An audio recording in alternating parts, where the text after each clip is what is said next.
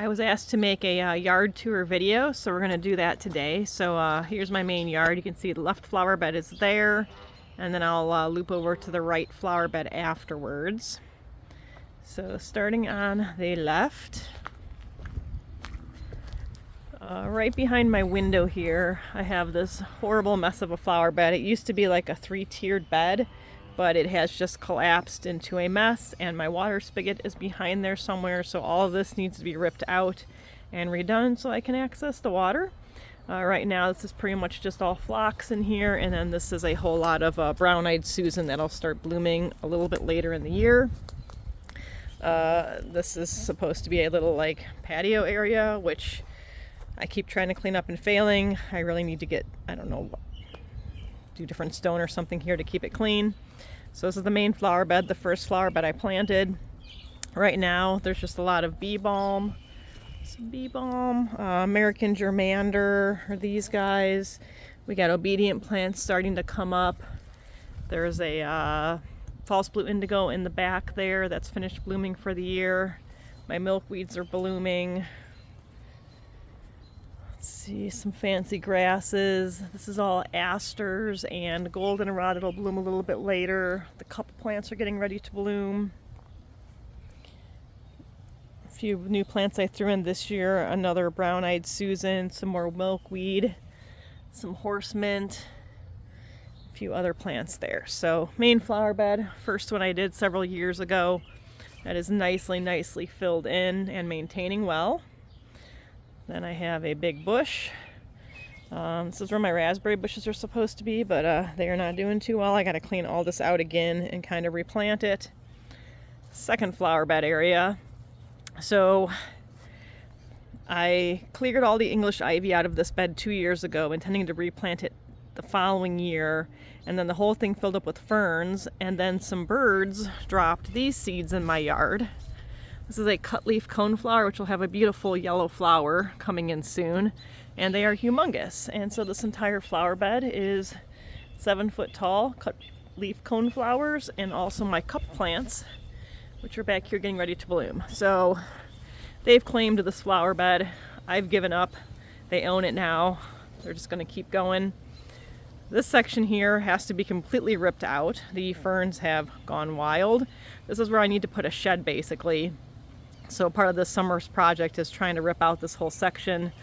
There is a path area that I made that the ferns are hiding right here as I started to clean through this area and reach around. But that area is not very fun.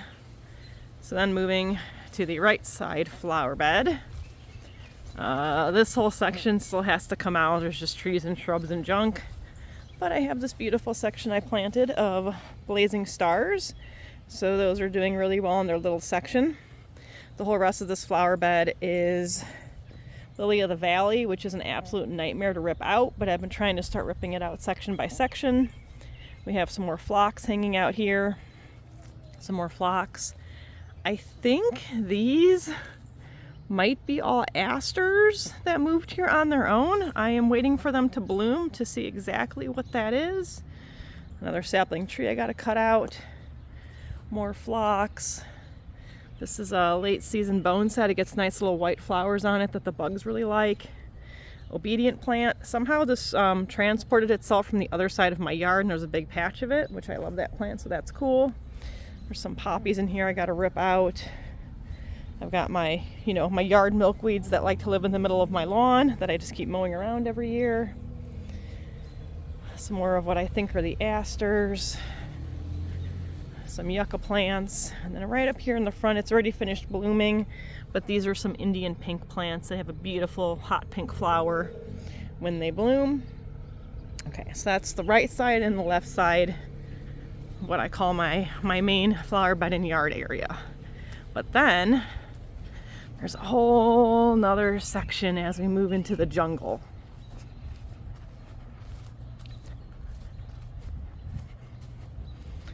So this here was all wild ginger, which you can still see some of it right here. But when this tree died and I had to have it cut down, there was too much sun. So all this ginger just died on me. And so now I just have dirt here. I gotta figure out what I can plant. And the ginger has started roping its way this way. But now you see it's clashing with the English ivy.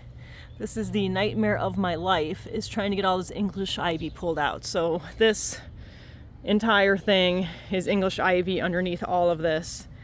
I mean, everything was English ivy. I've gotten a ton ripped out, but it just seems like there's always a ton more to go. So I guess as we move back here, this is kind of what it looks like. You can see I've been trying to kind of define my edges. I need to get grass growing again here because this will stay the path area. And this is also the border of where the English ivy is and needs to be ripped out more. So this was all English ivy I just cleared out this summer. That came from you, Billy, although it's losing its pennies now. There used to be a shed right here, which was completely covered in ivy. So this is all the newish ivy rip out area. Ivy rip out along the fence, trying to cardboard it to keep it a little bit under maintenance. And this is the back side of that area where the shed needs to go. So all of that is the rip out along with the rest of that ivy. And then the rest of the yard is pretty much just gone wild because I can't keep up with everything at once. You know, there's just tons of trees I keep cutting down back here. Oh, this is new. I'm not sure what this is. That just popped up on its own. I'm gonna have to ID that a little bit later. But yeah, this is the nightmare. So at least trying to identify edges so I can kind of control where the grass is going to grow, make mowing a little bit easier. This section was previously kind of cleaned out. This is all like shade plant area, but everything has taken over again and I just can't catch up to it. This is a really pretty plant though. It's called Painter's Palette. I love that one. Some more hostas back here. Let's see. This has got to be ripped out. That's a crappy bush. All these bushes got to be ripped out. That tree's got to go. Some fleabane.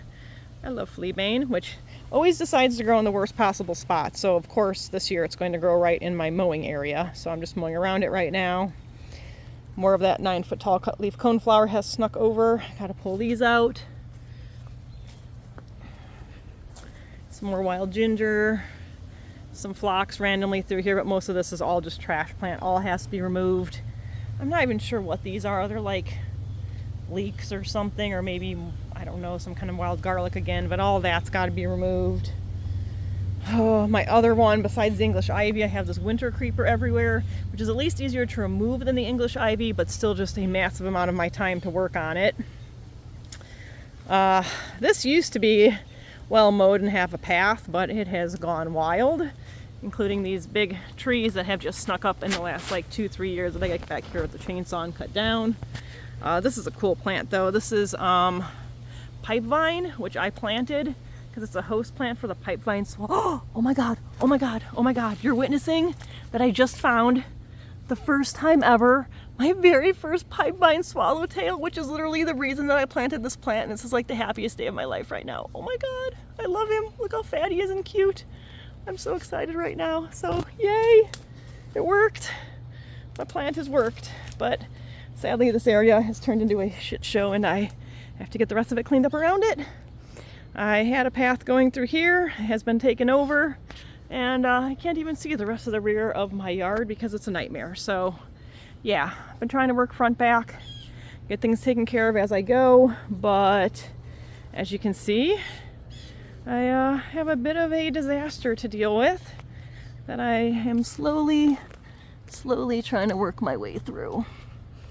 So that's the yard tour. If you want to see any other parts or anything else, just let me know. It is pretty cool walking through it though. It feels like you're coming out of a tunnel of a secret wood to where there's houses. So that's the yard.